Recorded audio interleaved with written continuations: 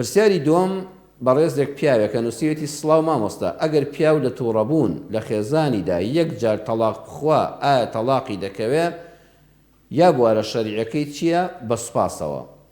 بەڕێزان پەروەردگار لە قورئانە فەرموویەتی الطلاق مرتان فإمساك بمعروف أو تسريح بإحسان. بەڕێزان تەلاق دوو جارە، جاری یەکەم جاری دووەم، ئەمجا یان بەیەکەوە جوان دەژین یان جاری سێم کۆتایی بەم هاوسەرگیریە دێ. ئەم بەڕێزە کاتێک کە یەک تەلاقی خواردووە هێشتا مەجاری گەڕانەوەی هاوسەرەکەی بۆ لای هەیە ئەگەر وەک خۆی نووسیوێتی تەلاقەکەی نەکەوتەوە، بەڵام پێویستی بە چی هەیە؟